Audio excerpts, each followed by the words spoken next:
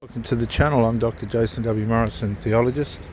I don't practice in the ministry anymore, but I do offer my help to people that need it in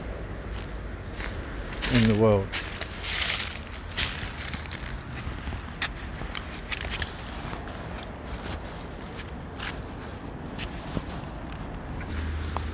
Rather than specifically to the church. Have you ever found yourself in a relationship where you feel like you're the parent of the partner? This can happen to people that are with alcoholics and drug addicts, and there's many combinations in which this can work. Some women like men to play their part, to do all the cooking and the cleaning and go to work as well. That's when the partner, as it were, as far as I'm concerned, parentifies the husband. I don't even know if there's a name for this. What I do know is if a parent parentifies a child, it's called covert emotional incest. But what if a partner parentifies a partner? I'm sure there's a technical term for this, but you follow what I mean. This can manifest in many different ways, and it's not always related to substance abuse or carrying someone that's on or in a habit.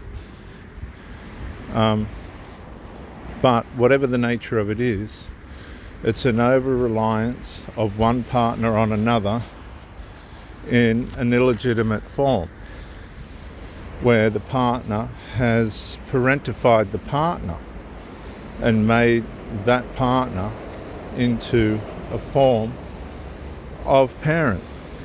They've changed the role of two partners into a parent-child role.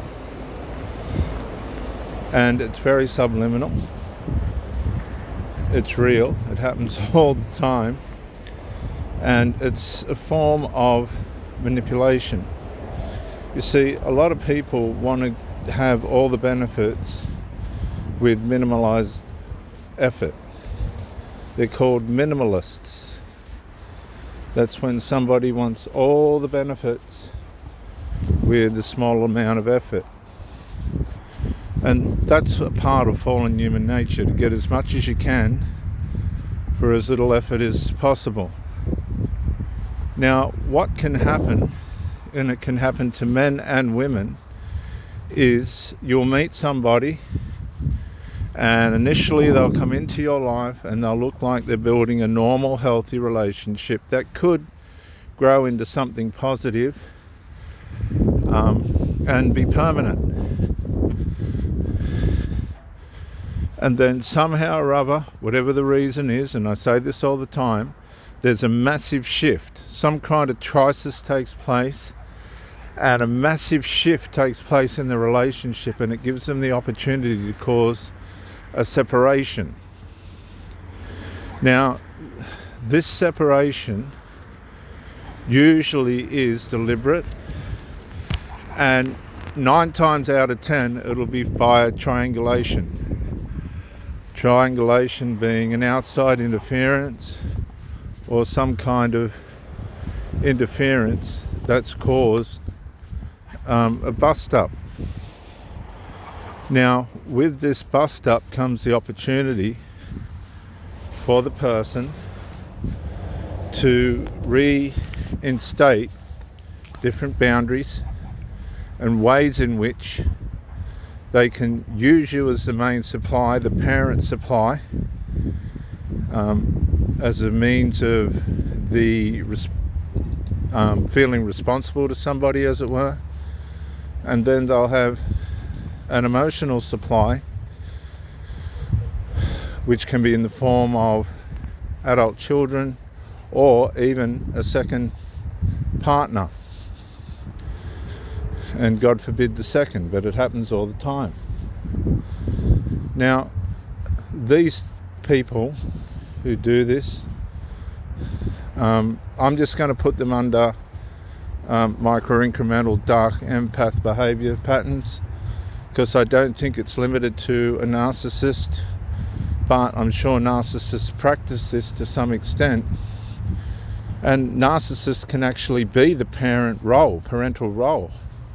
Or I'm just going to stick with micro-incremental dark empath behavior because it's too hard to narrow these things down to a fixed identity, because it's too variable, the way in which it works. Now, I'm not talking about sexual mummy-daddy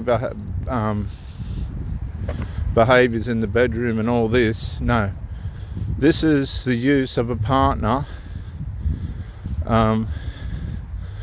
being manipulated into a role that benefits the other partner through an infantile mentality that motivates the slave partner, as it were, to run after these people as if they're a parent to a child. Yet both parties are perfectly able to play a proper responsible role.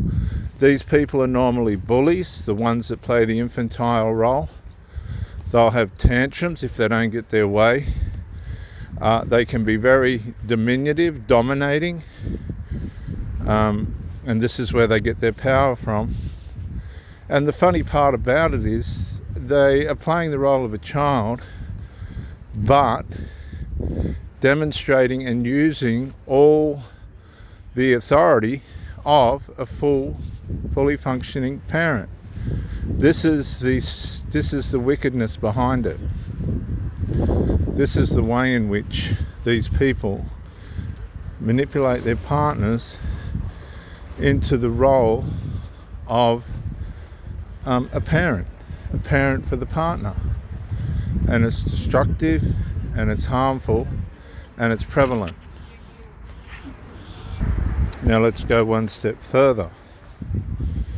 Adult children that use their parents in this way. Now you might say, well, it's their parents. But I've just given you the first illustration to show you that adult children who are allowed to use their parents in a parental role after a certain age, and the parents allowing it, it's more complicated and twisted than you think. And this is happening all the time. Now, these adult children might have intermittent partners. They'll come and go from the house, but they will be the center of focus of that parent emotionally. Now, the parent might be playing a primary role with a partner, but not living with the partner, living with the adult children, and playing a hostess role, as it were, for an emotional role for the adult children in the house. And this leaves the primary partner with an emotional emptiness, because there's a lot to this. There's a lot to this in the form of the person's acting out of rebellion. They're motivated by rebellion. Usually the adult children won't like the partner due to the fact that if the parent decides to leave with the partner, that's going to leave them without anybody to cater to them, without a hostess or a surrogate wife, as it were. And so what you have is a very complicated dynamic. These women are usually rebellious by nature. You'll find that most of the time the children are bastards. Things didn't normally work out with the father, or the father was some kind of reckless alcoholic or drug addict or methadone user or cocaine user. And they set up this situation where they come to the primary partner outside of the house. They'll bring them into the tribe and establish them, and then they'll push them out of the house. then what they'll do, they'll pseudo-wife themselves to the adult children to guarantee that they're not going anywhere for life. They disable them, and that gives them the sense of security and a sense of belonging. Then what they'll do, they'll feed breadcrumb the primary source, supply, partner, where they're getting their sex from and emotional input from. They'll breadcrumb that person, but vampire their supply and commitment. They'll vampire their supply and commitment. And what they have to do is keep this covert. It's all covert. So you have the primary source and the secondary sources, which are the place of fun and emotional contact for the female, for the vampire, as it were. Now this happens a lot, and it's prevalent in our communities. What happens is the woman conditions the man to supply her physically and emotionally. She'll suck him as a supply. It's sort of a incubus and succubus situation. Now she has to keep the male ignorant to what the true nature of this is, but she's parentified the male, and she'll emotionally drain him and sexually satisfy herself from him, but she'll live out her life and the fun side of her life and the transparent side of the life with the adult children that are at the house. Now the adult children, right, in these dysfunctional situations where the woman's a rebel, as I said, will not like the partner, because the partner's a threat to the hostess element of the mother, the surrogate wife element of the mother to the children. And what this does is gives the mother the thrill of rebelling against the children, the adult children, by leaving the house and threatening them in a covert way to leave, because they don't know what's going to come out of it, which keeps them on their toes and gives her the thrill of her rebellion against them. And then she'll go to the partner who cannot go to her place, or whatever the arrangement is. There's some kind of boundary there, but it's all in the wrong... Sorry about that noise. It's all out of proportion and in the wrong places, where she'll, again, vampire the partner and then go back to the children to play the wife of the surrogate wife to the children, whatever the combination is. And these combinations are variable.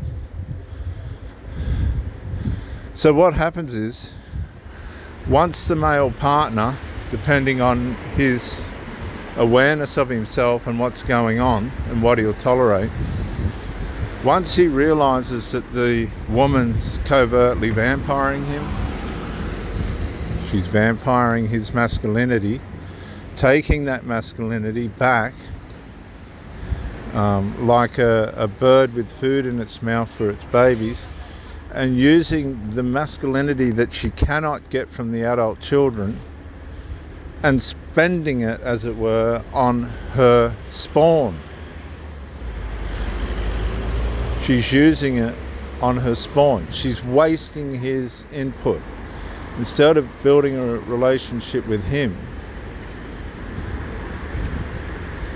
she's taking his strength and using it on her spawn. Now this happens all the time. I've had several instances of this, and you have to be fully alert and fully awake to what's going on. Now this could go on for years and years, and you'll never get a full commitment out of this person. You just won't, because they're emotionally connected to the secondary supply. Fuck. Sorry about all the noise, gosh. So there's this tug of war going on. She's a rebel. This could actually be a combination of the spirit that worked through the mother of Esau and Jacob to deceive Isaac, and Jezebel. This is a very strong, powerful, cunning and deceitful spirit, right? It's not just Jezebel. Jezebel's not strong enough to pull this off. This has got a bit of, I think it was Rebecca in it, or Rachel, one of the two, where they completely robbed the father's will for the birthright. And what's happening here is the power and strength of the man is being used as a surrogate form of masculinity, but the woman's using what she's gaining from the masculinity on her spawn, that are other men's spawn. Can you see what I'm saying? And the man's just like a patient that's been under anaesthetic, right, kept alive, and every now and then they'll come and take the blood out of him and keep him just alive enough to be able to produce more blood until they're ready again to draw more blood. That's just a picture of, see, this person is taking the spirit and the masculinity from the man with no intention of doing anything constructive for the man, right? This is the ability that women have got. And spending what she's getting on her spawn, and the spawn are not of the man.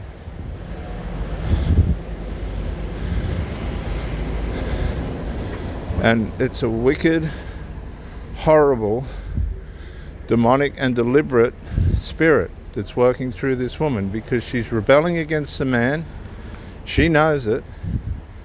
And she's rebelling against the children. She's in a complete realm of rebellion, using one against the other. Now, again, apologies for all the noise, background noise. I'm on the run, doing this on the run. Now, can you see what's going on here? It's the perfect conditioning. Now, she's based in her hive. She's got the man outside the hive that she's got no intention of taking to the hive, because he won't get along with the spawn, who are her surrogate husbands, and she's their surrogate wife. Guess who comes out second best? Guess who's being used? Well, it's not the children, and it's not the woman. It's the man. It's a demasculation of the man. Now, she'll play all the parts of a committed woman in an exclusive relationship, but she's not. She is absolutely not. Her emotional bind is with those spawn of hers. She's getting the masculinity from the man because she can't get it from her spawn. In some cases they do. They do go to bed with their children. Those people get locked away when they get caught because it's wrong. But emotional incest is just as evil. And as you start to expose it, as you start to become aware of it, all right, she'll keep turning up. You'll get excommunicated from her dwelling, right? And if that's the point it's gotten to, you should be alarmed You should be alarmed. Alarm bells should be just screaming. Okay?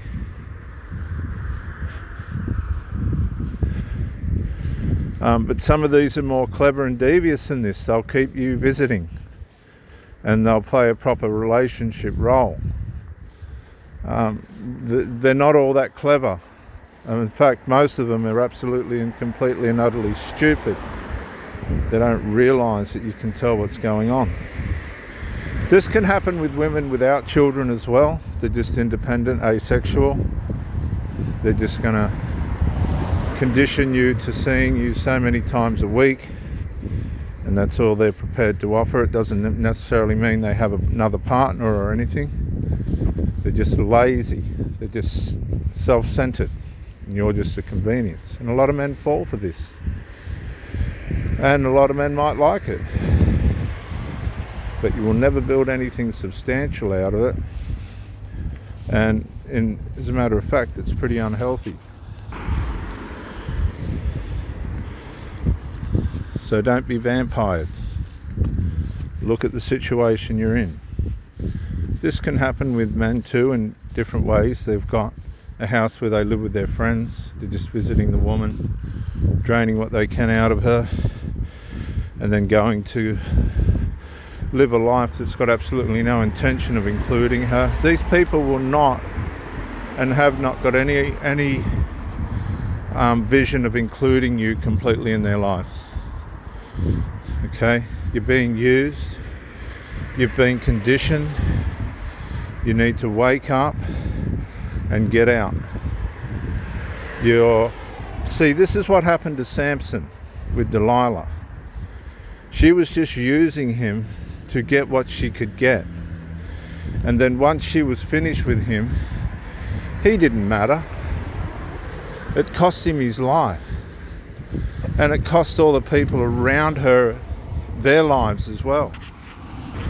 See, so there's an element of the spirit of Delilah in this as well, because it doesn't care who it maims, who it harms, who it lies to, or who it deceives. And it will run its course until you stop it.